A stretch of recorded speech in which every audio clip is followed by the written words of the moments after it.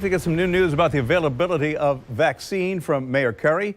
He's about to begin speaking. He's there at the podium. I know a lot of people have been wanting to know whether or not first doses will be available. The Mandarin Center and Lane Wiley Center are run by the city. Here's the mayor of Jacksonville with the latest information available about those doses. They'll begin administering second doses, we believe, sometime next week. Here's the mayor of Jacksonville, Lenny Curry. Good afternoon. Thank you for joining us today at the Mandarin Senior Center, one of two Jacksonville vaccination sites we operated earlier this month, and a site where we will be providing second doses. Joining me today are Dr. Charles Moreland, Director of Community Affairs, and Dr. Brad Elias from Jacksonville Fire and Rescue Department. Both of these gentlemen have been instrumental in organizing our vaccine and testing sites for the city of Jacksonville. I've also got with me Councilman Vice President Sam Newby and Councilman Boylan, who represent this district, who are with us today. And Councilman Boylan will come up after I give a few remarks to speak to the constituents of this area. We're here today to provide information about the process for administering the second dose of COVID-19 vaccine to those individuals who received their first dose here at the Mandarin Senior Center or the Lane Wiley Senior Center on the west side. Patients will receive reminder phone calls the day before their scheduled second dose. That's reminder phone calls directing them to report to the site where they received their first shot. They will need to bring identification and the shot record they received at their first appointment. To save time, they should also bring a signed copy of the consent form available at www.coj.net/COVID vaccine form. Printed forms will be available at the centers if you are unable to complete the form prior to arriving at the vaccination site. To ensure social distancing, and most importantly, so that our seniors do not have to wait in long lines, we're asking folks to come to their appointments during specific time frames according to the first letter of their last name. First letter of their last name. This is a way to keep things organized and running smoothly. If your last name begins with A, B, C, or D, come to the site 21 days after your first dose between 9 a.m. and 10 a.m. That's A, B, C, or D, 9 a.m., 10 a.m. If your last name begins with the letters E through H, come between 10 and 11 a.m. I through L, 11 and 12 p.m. M through P, 12 p.m. and 1 p.m. Q through T, come to the site between 1 p.m. and 2 p.m. If your last name begins with U, V, or W, come between 2 p.m. and 3 p.m. And finally, if your last name begins with X, Y, or Z, come between 3 p.m. and 4 p.m. I know I've just gone through a number of last names and the letters. You can find those also on our website. And if you're tuned into your local news, I'm sure they'll be recapping all of the instructions here. If for some reason you cannot come at your designated time, we're asking you try to arrive between 4 and 5 p.m. on that 21st day. Again, these times are only for those who received their first dose of the COVID-19 vaccine at either the Mandarin or Lane Wiley Senior Centers. Please make sure you return to the location where you received your first dose. If you want to review the information and instructions I just mentioned, it will be posted immediately following this press conference at coj.net, coj.net at the bottom of the page. I'm proud of our team for putting together these two vaccination sites. They've done an excellent job in making this safe, efficient, and smooth process for patients and staff. They've demonstrated with full clarity that the city is ready and able to assist widespread vaccination efforts if and when more supply becomes available to us. For now, however, first dose vaccination appointments for our area are only being administered at the Florida Department of Emergency Management site at the Regency Square Mall location. This site is open 9 a.m. to 5 p.m. 7 days a week. Appointments can be made by calling 866-200-3762, 866-200-3762. Again, thanks for joining us and sharing this important information for the people of Jacksonville. Before we answer questions, I'd like to ask Councilman Boylan, who represents this area, to come up and address constituents. Thank you, Mr. Mayor. I asked the mayor if I could just take a quick minute to acknowledge this, and maybe he may not recall this, but back in March, I sent him a text And I said in that text, your legacy, one of your legacies of your administration is going to be how you take care of our citizens during this pandemic. And I want to commend him on many, many levels, he and his administration, for the support they've given all of us in this process. It's never easy. It's all brand new. As he said today's been a learning lesson for them. They learned from the experience of the first rounds of vaccinations and what they're doing for the second. So I just wanted to take a moment to acknowledge and thank the administration for bringing it here into Mandarin. I appreciate that. And the fact, too, that they stepped up. The DOH, as you know, was responsible for this, but the city saw there was a need and filled it. So, again, Mr. Mayor, I just want to commend and thank you for your leadership. And I truly do believe, as we look back, as history looks back at this time, it will certainly know and appreciate your leadership as we got through this difficult time. Thank you, sir. Thank you, Councilman. And we are available for questions. Vaccine availability. You've been working on that, trying to get other city sites open. What's the frustration for you, and what do you really want to let people know? Well, I think, first of all, as the supplies come in from the federal government to our state government, the supplies they have recently, as you know, moved that to central location in our city, in our county. They've done that in other cities and other counties. That's based on the supply they have at this moment in time. I've had direct conversations with Jared Moskowitz and others in the administration. When they get sufficient supply to move beyond those locations, the city will have the opportunity to get some of that supply and begin administering at those sites again. They see that we've done it efficiently. They've seen that we've done it responsibly and in a safe way. So, as the federal government works to get more supplies to Florida and then more to us, that's what we're waiting for. And look, it's easy to be frustrated. The situation is what it is right now. A very large organized effort that has to happen all over the United States, to all of the states and all the cities and counties. So my goal is to build relationships and work with people to get the vaccine to the people of Jacksonville as quickly as we can. No politics, no games. We're all in this together to try to eradicate this virus. Mayor, are you happy with the job that the state is doing to get the vaccines to Northeast Florida? And also, are you happy with the job that the federal government is doing to help as well? And then also, what is the city doing to make sure that communities of color have access to the vaccines going forward when we get more shipments? Yeah, first I'd say the state, we've worked very closely with them when they had the first round of vaccines. That's how we secured the supply we had to do these first and now upcoming second doses. So right now, they simply don't have adequate supply to move beyond their existing plan and into city sites. When they get that, I'm assured we'll have that opportunity, and they've demonstrated nothing but that. Look, I'm not intimately involved with the federal government's plans to distribute this. So I believe they care about the people. I believe they want to get it out to states and to cities and doing everything they can. And I want to be a productive part of this process and work with people to get the vaccine here and get it to the people of Jacksonville. As it relates to African-American community specifically,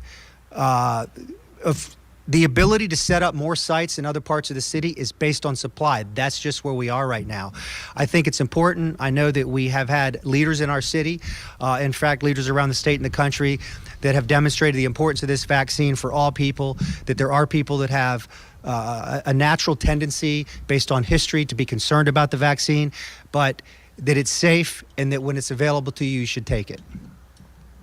What can you tell us about, we've been getting some questions about homebound seniors.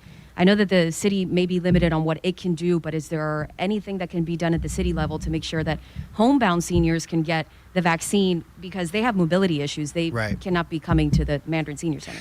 I'm going to let actually Dr. Moreland answer that question, and he can probably also, I know he can, give you more insight on supplies to minority communities as well, because you've been working on that. Thank you, Mayor, and thank you for the question.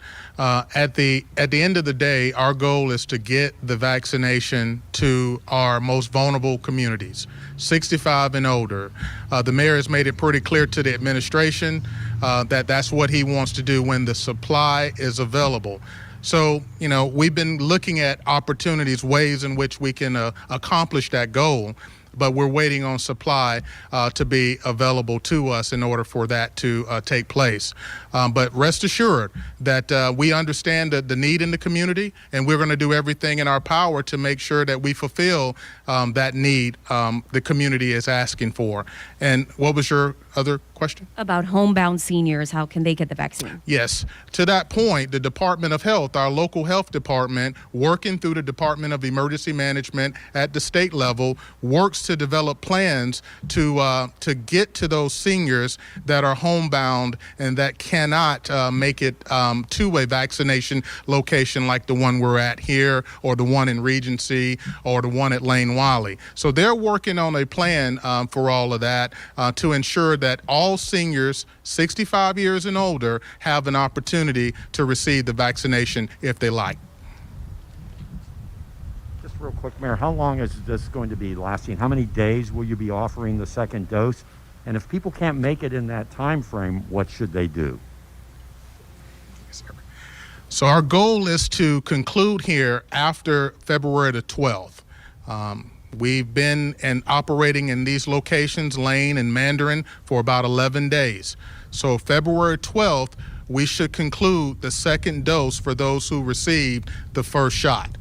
And we're hoping that everyone, based on all of our efforts, we're putting out robocalls, text messages, emails to try to reach the population that came to either Lane Wiley or Mandarin to get the first shot. We're trying to reach them to encourage them to come and get that second shot. It is very important to get the second shot. It's almost like completing the circuit.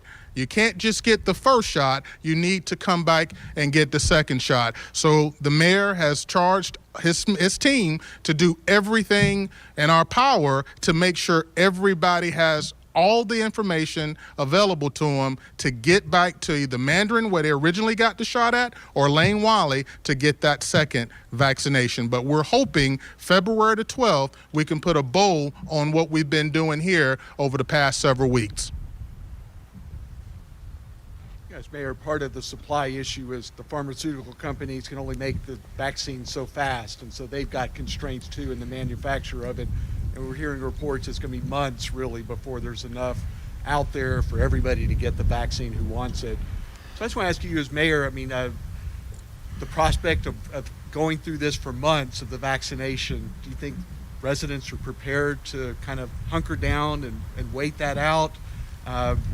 It does seem like that's a reality of the situation for the next few months, doesn't it? Well, I think that's exactly it. And we have to face the reality of the situation we're in, which, if you go back, the little history lesson in all of this that we've lived, but it's easy to forget. We started this in March with a lot of unknowns as this virus was arriving in the United States, and we saw what was happening in other countries where healthcare systems were on the verge of collapsing, and some experienced tremendous pain. And the goal was always to protect our health systems, to make sure they could not only treat COVID patients, but they could treat all the other patients they needed to as well. And models suggest that would not, maybe we wouldn't be able to do that. And therefore, there was a period of time where most of the country was at some form of stay-at-home order. Some states still have that. We in Florida and in Jacksonville moved beyond that before we got into the summer. And I said then, I say it again, as long as the virus is with us, until we have people vaccinated, we're going to have to learn to live with this, and live with this in a responsible way. One of the simplest and easiest tools we have, we don't have many tools, but one of the tools is wearing a mask. That's why we have a mask mandate here in Jacksonville. It's a very simple tool to do to slow the spread. The other thing is to act responsibly, but I believe that look, our kids are in school. I believe that our superintendent and the teachers are doing that responsibly, and I think that's important.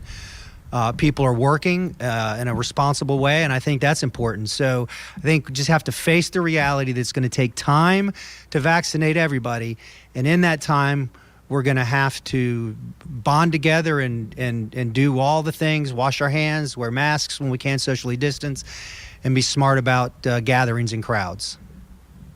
One other question, Mayor. The state has been opening vaccine sites in public stores in other counties, has not done that for Duval County yet. When there is more supplies, do you have a preference as far as whether you'd like to see that supply go to getting these city-run sites up and running again, or whether, if it's a choice, you'd prefer to see Publix be a location for these type of vaccinations?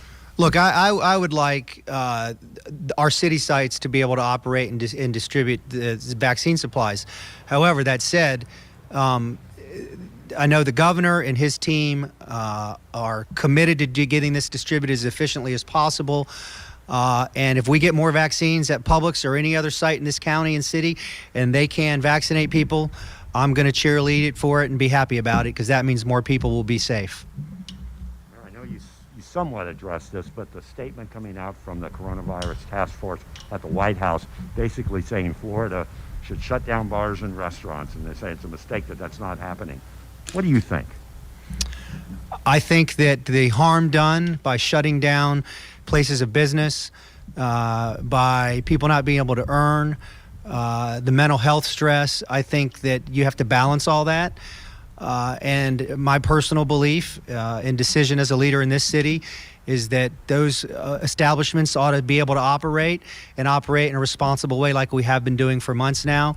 And people that are at high risk should take different actions, should not be particularly out in those types of spaces.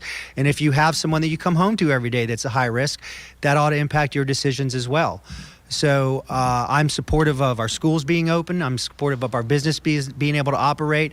Just do it in a smart, responsible way, which we have demonstrated in this county and in this city for months now. I imagine, obviously, all the people who got their first shot are going to be paying attention to that phone call and want to come and get their second. But in the event that you're not able to reach some of the people who got the first dose, and it's February 12th, and you want to wrap this up, what's going to happen to leftover doses if you do have them? Dr. Moreland? We're committed to reaching all of the individuals, the 11,925 people that came between Mandarin and Lane Wally. We're committed to reaching those individuals. And every day when we wrap up, our goal is to look at that list, because we got it alphabetized to the point where we know what day they came to what time they came. If we scratch through that list and those individuals are not accounted for, we're going to make a phone call, even may make a trip to visit them. We're really committed to trying to make this work for the community. We realize, the mayor, the team recognize that getting the first shot is just the first step. We got to get you to get that second shot. And so we're going to turn over every stone we possibly can to ensure that that happens before the February 12th time in which we conclude this operations. Just to clarify, if there are leftover, hopefully there aren't, Yeah. but if there are, they won't go to waste. No, we're never, nothing will go to waste. And again, our hope is that at the end of the day, everybody that was supposed to get the shot in the arm get the second shot in their arm, but we will not have any waste. Let me just close and add to that question about the coronavirus task force recommendations. It's important that people know that this isn't an us against them thing. This is their opinion, their expert opinion. There are other experts that have other opinions. We're human beings. Those of us that were elected to make decisions have to take that information and make the best decisions that we can. So it's just a difference in opinion at this moment in time about how we here locally and in this state navigate the coronavirus. We've got to stop. There can be policy disagreements that happen between Republicans and Democrats, but this nonstop us against them stuff has got to stop, particularly as it relates to us navigating and dealing with vaccinating people, COVID-19, and making sure that people are acting safe, responsibly, in a safe way. Thank you very much.